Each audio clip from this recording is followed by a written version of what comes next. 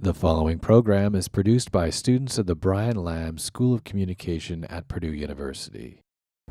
On this week's edition of Fast Track, we'll hear how Purdue students pursue a career in broadcasting and take a look at what life is like for a female cadet on Purdue's campus. We'll also meet up with a group of students to see how their research in Florida helps understand Indiana weather, and we'll take you to a forum to discover a rare debate style in the Midwest. Finally, we'll visit the demonstration kitchen at Purdue's Recreational Center and take you to a phenomenal concert hosted by Purdue Musical Organizations.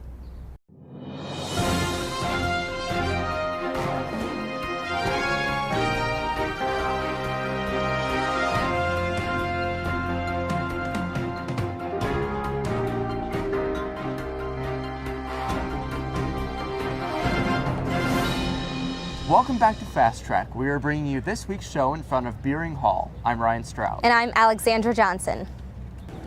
With the spring term almost over and graduation just around the corner, many students are thinking about where their career paths will take them. For those students interested in news broadcasting, their experiences at Purdue have prepared them in a hands-on environment.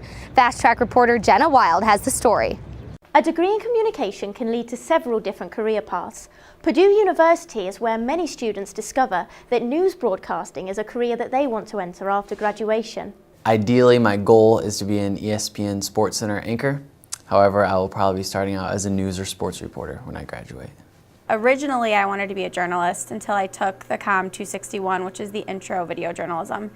And then I got into the television production class, which is 332. And then Fast Track, which is when I kind of decided I'm more like behind the scenes kind of girl. So I hope to be a producer when I graduate. So what classes at Purdue can help you prepare for a career in news broadcasting? COM 261, COM 332, your production classes, your digital classes, all of those have really prepared me because you get a ton of practice. Well, Fast Track specifically, because you kind of get the newsroom setting, you talk about topics, you have to plan out the schedule, you have to plan out the way that the show is going to air, and the whole writing of scripts and stuff like that, proposals and stuff. That part of it helped me at my internship, I realized, because I knew and no one else did. And then with, things like the 261 class and the 332 class, mainly it was like all about confidence. I went into 261 barely speaking to people and came out of 332 having full conversations with people I never knew before. And that's what's great about it, because it's not just giving you video skills, it's giving you life skills. Kyle Bloyd, a Purdue alum, now works at WLFI since graduating in 2009. For the most part, my job is a lot of planning and keeping an eye on different things. I come in every day at 8:30 in the morning and I start reviewing all of our newscasts. For the previous day, I look to see what stories we've done, what kind of stories we need to follow up on, what we need to continue working on. I like to see what our competition is working on as well. I'm always reading as many local newspapers from the region, as well as looking at all the other local television stations in our area. The classes that helped me the most were definitely Fast Track. Additionally to that, Scott Schroeder's classes helped me a lot too. I did video production with him, and I just learned a lot from him. Like, even if it wasn't really like a direct class assignment, he had a lot of knowledge to pass on. If you are a student at Purdue and news broadcasting is a passion of yours, there seems to be reoccurring advice from students and alumni. Take COM 261 first. Take that first and you're gonna find out whether you like messing with the camera or being on camera, making stories and whatnot. I know there's other organizations like Boiler Productions and stuff like that. I was not involved when I was a freshman. I wish I would have, because I know that they do a lot. My advice would be just try everything. If you think you want to go into COM, you really need to explore it. There's a COM 100 class, and you pretty much just learn about COM and your options. And that's how I found out about COM 261. I definitely advise getting an internship. Not everybody can work at, NBC in New York for like an internship, but just get one at a place that maybe you think you might like to be at. An internship here at WLFI really helped me get familiar with the people, to find out, I like working with a lot of the people here, and to let them know that, I can work, I can walk in and I can do a job at a high level pretty quickly. I'm Jenna Wild, reporting for Fast Track. The typical Purdue student probably prefers to sleep in, would like a lot of free time, and wears what they want most days of the week. Students participating in ROTC programs may sacrifice some of these luxuries. Cadets get up at 5 a.m. 3 times a week to do physical training, may take around 30 credit hours each semester, and wear their uniform on days when they have field training once a week. Fast Track reporter Sarah Miller has more on what it is like as a cadet here on campus from the female perspective. Of the nearly 1.4 million people who are currently active duty in the U.S. military, 14.5% are women. Women, as a minority, have a unique insight into military life, but they may have certain expectations of themselves based on society's assumptions of gender roles. Department head and professor of military science, Lieutenant Colonel Hubbard, discusses equality within the ROTC program. Everyone has the same opportunities, everyone has the same chance to obtain their goal. Purdue female ROTC cadets shared their experiences within the program prior to becoming junior grade officers. It's all equal opportunity here, so we're not treated any differently. Both men and women are treated to like the same extent. We don't have the same physical fitness standards as of right now. I know the Army is sort of talking about leading to that direction, but if that happens, it's a different story. I really don't feel like, as being like a female midshipman, I'm really held to any different standard. I'm not given any like leeway on certain things. The same standards are held for both genders in the program, but female cadets may feel like there is more pressure on them to perform because of their smaller numbers and because of their gender. 17 of us are female and the rest are male. Of 107, I believe, is that what's theirs? So you stand out like a sore thumb. And so your eyes are kind of always on you.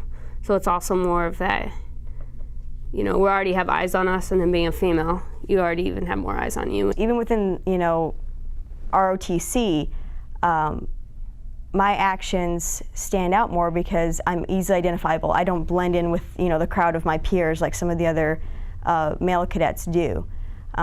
So I think that just in general, in broad spectrum, because women are the minority, you get noticed more.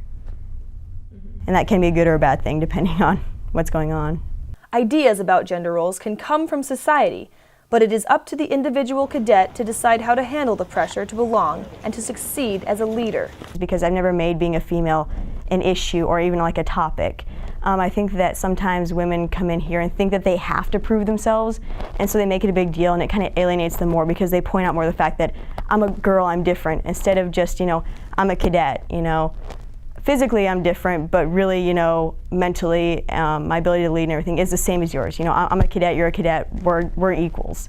And so I think coming in with that attitude as opposed to just feeling like you have to prove yourself, I think that helps a lot with, making it easier for guys to accept you and just to look at you as a cadet and not just, oh, you're a girl. When we have our freshmen, females that come in, and they kind of feel like they don't get taken seriously because of the fact that they're female. But a lot of times you'll see that the males don't feel like they're getting taken seriously because they're a freshman. So I think sometimes it's our perspective that we're not getting taken seriously because of, I'm a female or I'm this or I'm that. But I think a lot of times it's just, that's our perspective, when really everybody that's in that situation feels the same way that we do. Women in the military may perceive that they are treated differently because they are female, but maybe it is the stereotypes society places on women that make them feel an extra weight on their shoulders. If anything, it is up to the individual to overcome these pressures. Both men and women are part of the same military and share the common goal to provide service to the country. Well, I'm actually the first person in my family to sign up, and I just thought it's a good way to pay for school, health insurance, steady income, and, I always wanted to serve, so I figured, why not? I really couldn't see myself not being a part of the Air Force, and just being with my dad and seeing, what he does and being around the jets all the time and everything, that just really inspired me that this is what I want to do. I can really see myself doing this for the rest of my life.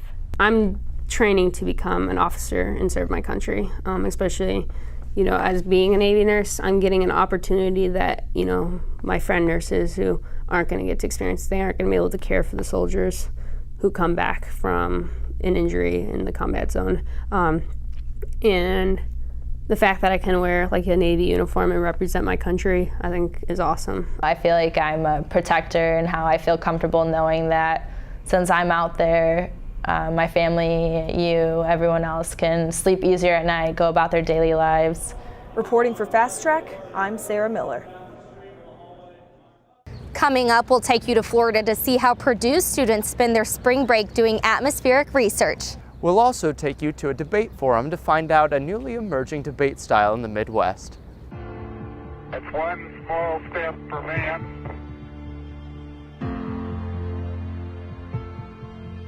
one giant leap for mankind.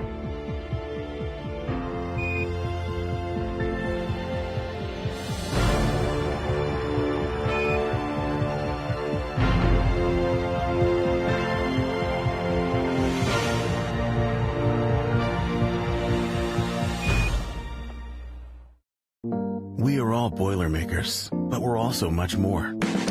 We're history makers, exploring the farthest reaches of our universe, often when strapped to a rocket. We are hope makers, rebuilders of Haitian cityscapes who ensure they'll now withstand any disaster. We are difference makers, developers of drought-resistant crops that just might end world hunger. The fact is, what we make moves the world forward. We are Purdue, makers all. While you were away enjoying spring break, a group of atmospheric science students was doing research in Florida. This combination of school and spring break is not only a great getaway, but also a unique opportunity to study weather firsthand somewhere other than Indiana. The results they find may be able to help researchers better understand Indiana weather. Alex Kaufman has the story. 2, 1, launch. Bye. Vacationing to Florida for spring break is commonplace for students, but these students had something different in mind when they got on a plane to Tampa, Florida. This trip was for a research project studying the effects of the Florida sea breeze on daily weather. This was orchestrated by Professor Jeff Trapp, who started this class 4 years ago after students became interested in research opportunities. We have 3 groups that we use during the actual data collecting strategy during spring break, and we hope that they would put themselves into groups that would kind of optimize the talents, optimize the experience among the seniors and juniors. So teamwork is key. The project was entirely planned out and executed by the students and is just like any other field project. Each day started with a group meeting where the results from the day before would be discussed and the plan for the day ahead would be unveiled. Then it was off to pack up the tools used for research. And this project, we were fortunate to be able to deploy a prototype instrument. And this instrument observes what are known as bioluminescent aerosol particles, tiny microscopic particles that in part allow for cloud formation. They act as basically as an agent for condensation of water vapor. After all the planning and coordination, data collection was set to begin. One group took instruments to take measurements at the surface of temperature, wind, air pressure, and humidity.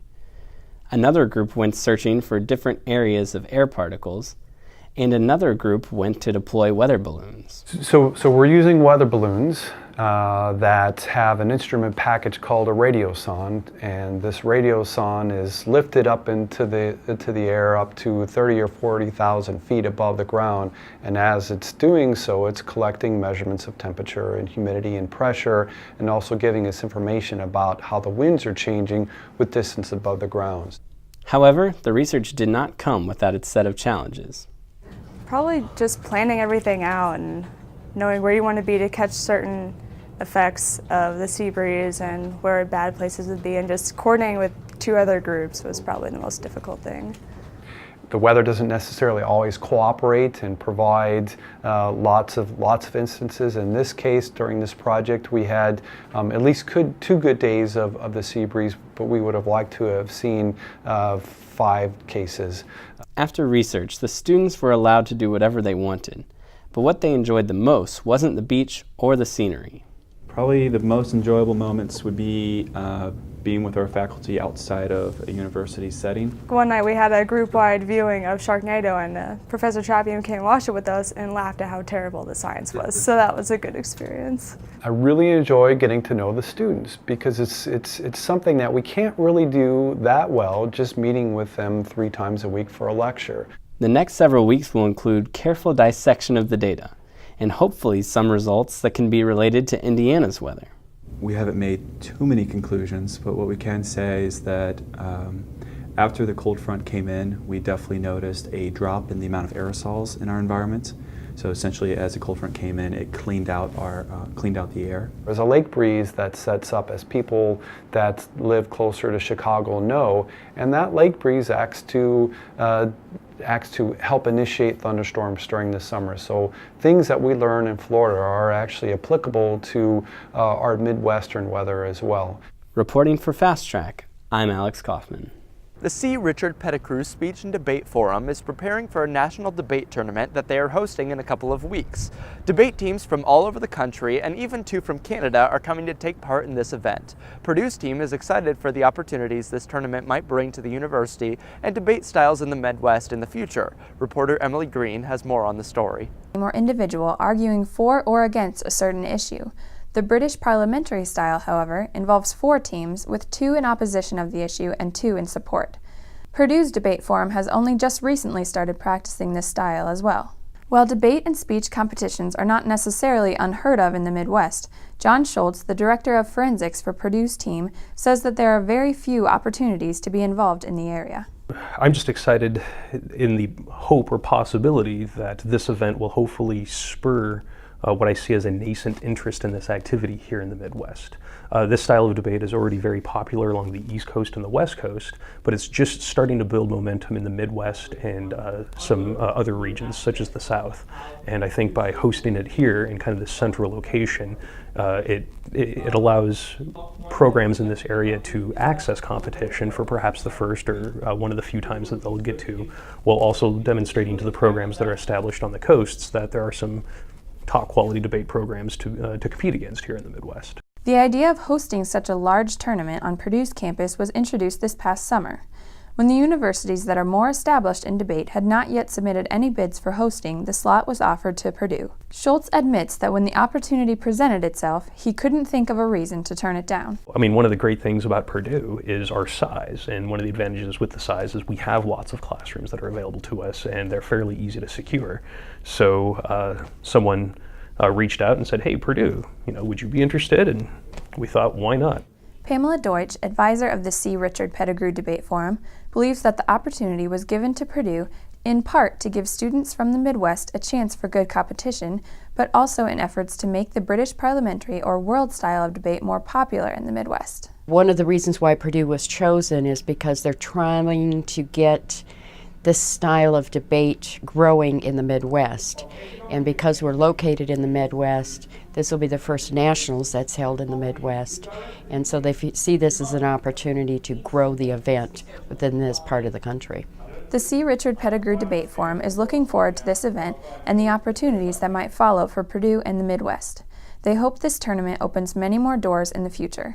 Reporting for Fast Track, I'm Emily Green. After the break, we'll visit Purdue Recreational Center to see how students demonstrate their cooking skills. We'll also take you behind the scenes of a rock concert hosted by Purdue musical organizations.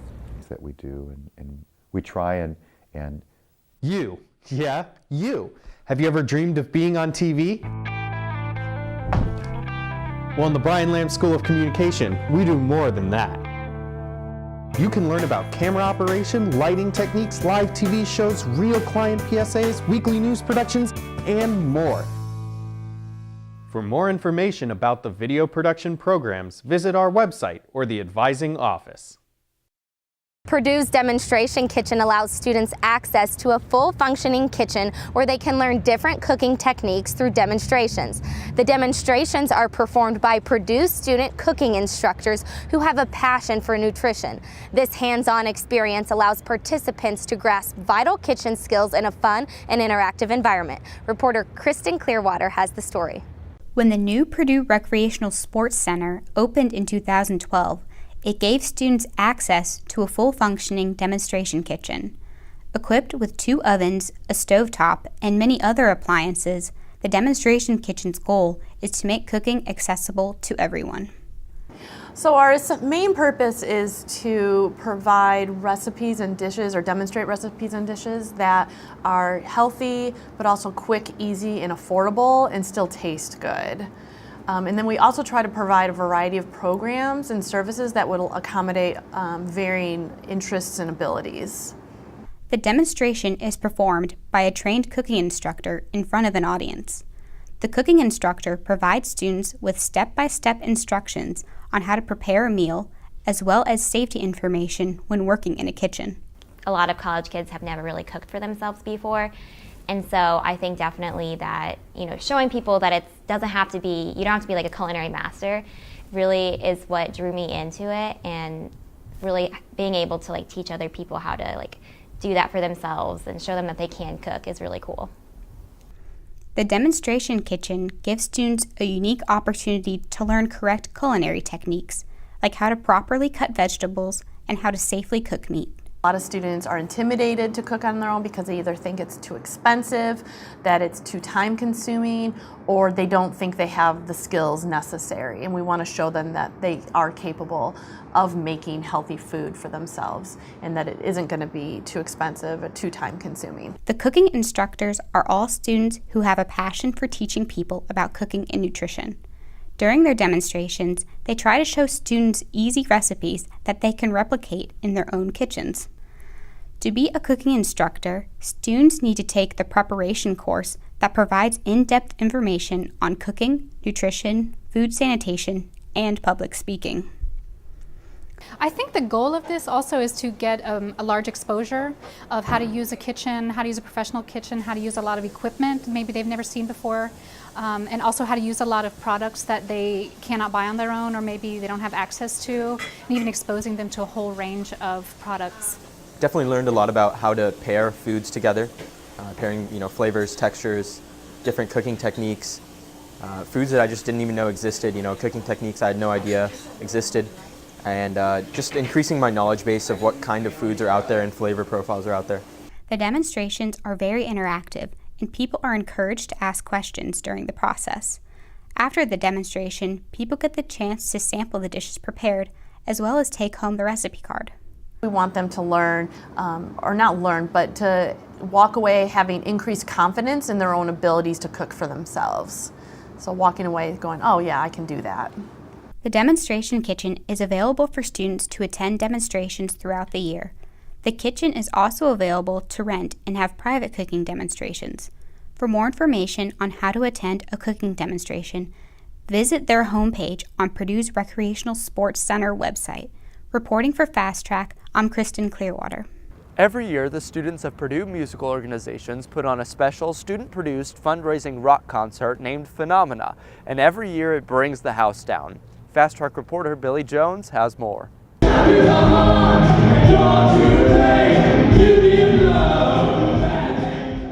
Every year, the members of Purdue musical organizations perform Phenomena, a completely student-produced, directed, and performed concert with every type of music and dance ranging from rock to country.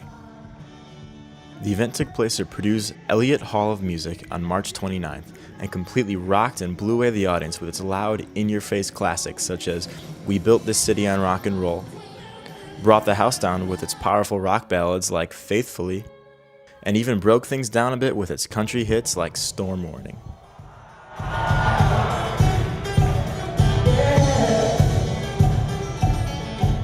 Co-producer of Phenomena, Abby Everett, collaborated and worked with all the cast of Phenomena to ensure that the show was a total success.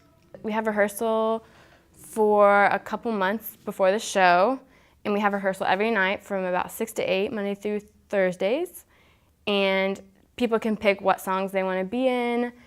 We required that they were in the opening number, the closing number, and 2 other songs. The average audience member can expect a very exciting show filled with songs from the 70s till now. We always include a country number, so that's fun, but they can expect a show that's unique from any other show because it's student-run, everything is student-picked.